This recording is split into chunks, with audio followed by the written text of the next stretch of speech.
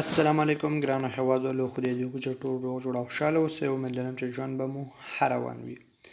یو نوی درس ته ښه راغلاست.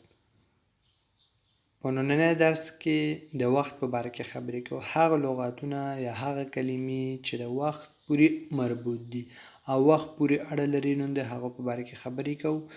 که چیرې چینل مو سبسکرایب کړی نو چینل سبسکرایب کړئ، زنګ په نامه باندې کلیک کړئ، آل نوټیفیکیشن باندې کلیک کړئ. هر کله چې موږ یو نوی درس شیر کوو نو تاسو ته یو خبرداری درشي او هغه تاسو ووینئ او ویډیو لایک کړئ چې نور ملګري هم وویني.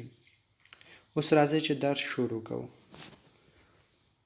Aujourd'hui, aujourd'hui, aujourd'hui معنا نن.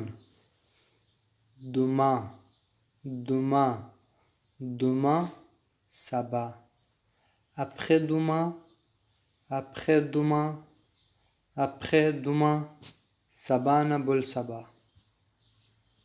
Hier, hier, hier parun.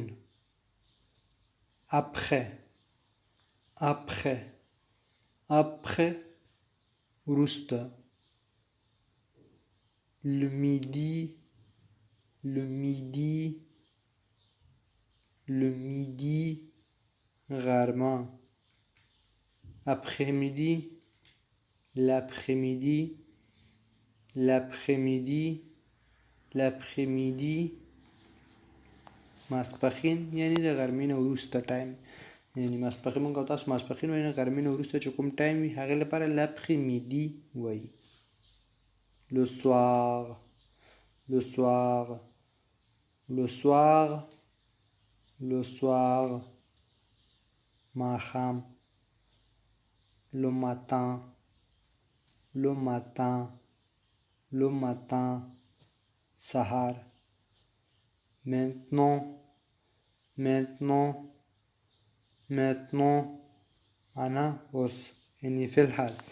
maintenant معنا اوس. یو ځل بیا تاسو لپاره فرانسوي تکرارومه، غوږ ونیسئ.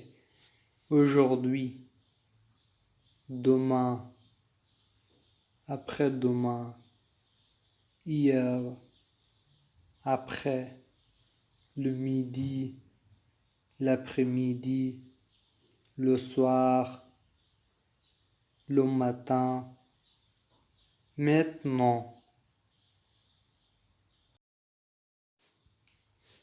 Souvent, souvent, souvent اکثره، یعنی زیات وخت.